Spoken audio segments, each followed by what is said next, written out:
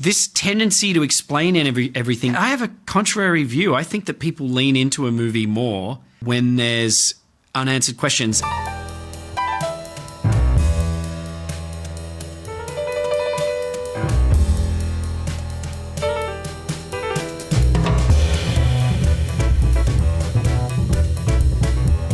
Even if it's small, it doesn't have to be a reinvention of cinema.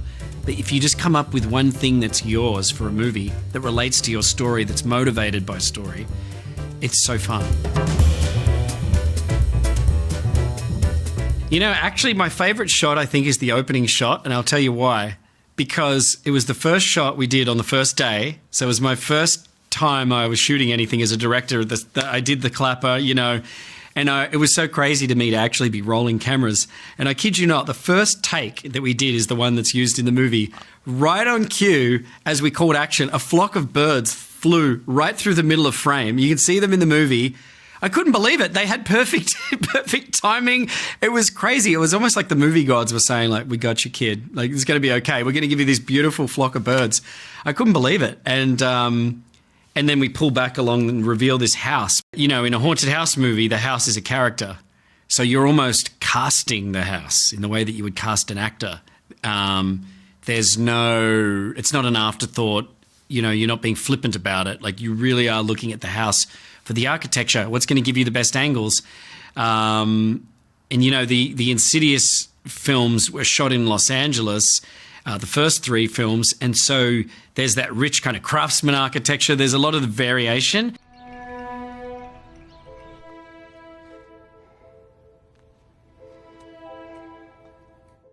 So James sort of set this tone of the house, and I didn't want to deviate from that. And I remember finding that house in Highland Park where we shot. It was just beautiful. It's on top of a hill, and we actually used a location. We didn't go into a studio when we were in the interior. Lily, please. Show yourself. I think in a haunted house movie, you do need to cast the house. You know it when you see it. You'll look at it and be like, that's the one. You know, sometimes it's too much, sometimes it's too little.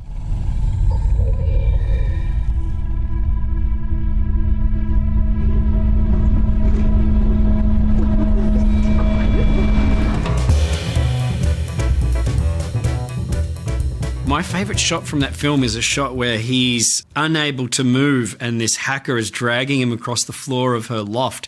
And I just love it because it's like with a sci-fi movie and your world building, you want these worlds within worlds. So she's dragging him along in this wide shot, and you've got this whole room and it's filled with these people in this VR world. There's layers to it. I just like that it presents a world to you and doesn't explain it. It's good to be back, Gray.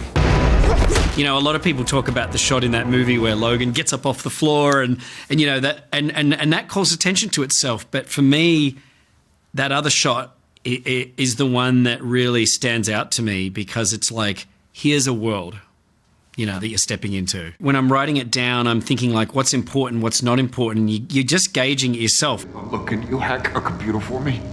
Which one? The one on my neck. And so when it comes to something like Upgrade, it's really just my own judgment of thinking like, you know what?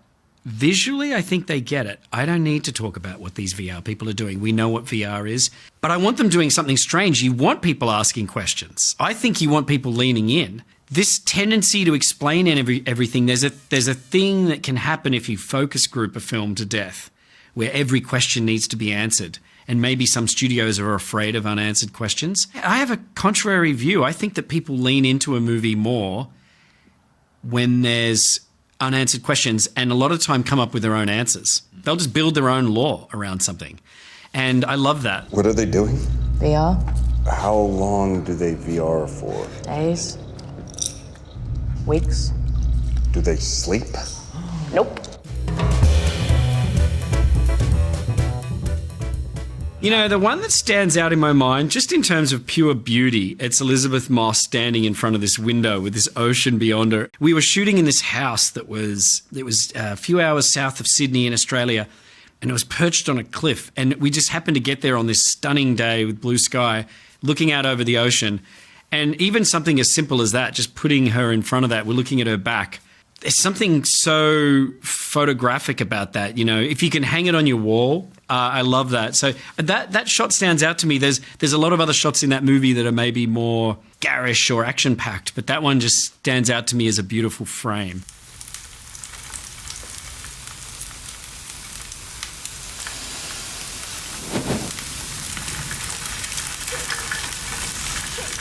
She's so isolated in that movie. I wanted to give people the sense that she was being cut off from everyone else and that no one believed her, that she was alone. So the more time you can place her in the frame with a lot of room around her. Also, we're dealing with a film called The Invisible Man. So I wanted to make the audience suspicious of any empty space.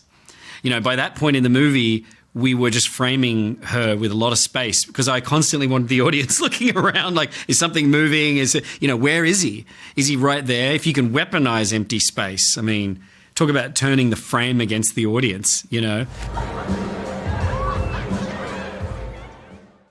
So that was an example of that. It's just like putting her, she's looking out across this pitiless ocean and she's back where she started and she's alone and the person that's tormenting her could be right next to her. So, yeah, it was nice. Plus, composition-wise, it's just a nice shot. Yeah. The blues and, you know, I think it was Emmanuel Lubezki. Someone asked him, you know, what's the secret to great cinematography? And he said, find something beautiful and point a camera at it.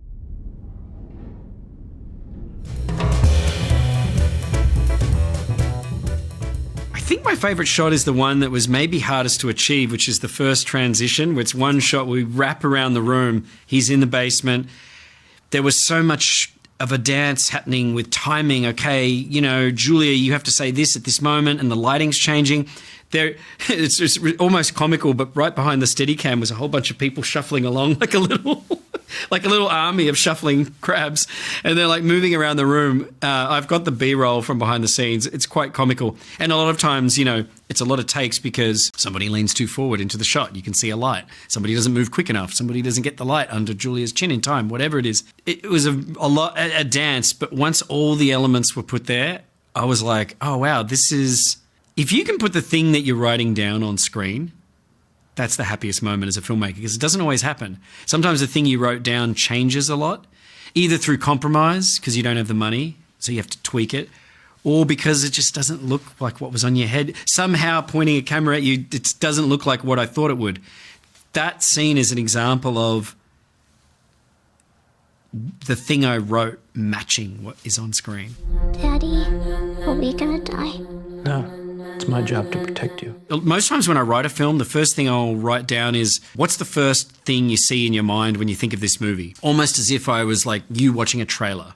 I remember on Invisible Man, the first image I saw in my head on a movie screen was a woman being dragged around a kitchen by her ankle and by something unseen. So once that lodges in your head, you start building the movie around it. And the first thing that popped into my head with Wolfman was a woman opposite a man and she was talking, but you couldn't understand what she was saying. It was just garbled gibberish. And I wrote that down. I think I actually wrote down a woman is talking to a man, but we can't understand her. And, you know, a filled notebook later, you know, a few months later, and you have this whole movie. It just happens brick by brick. Yeah.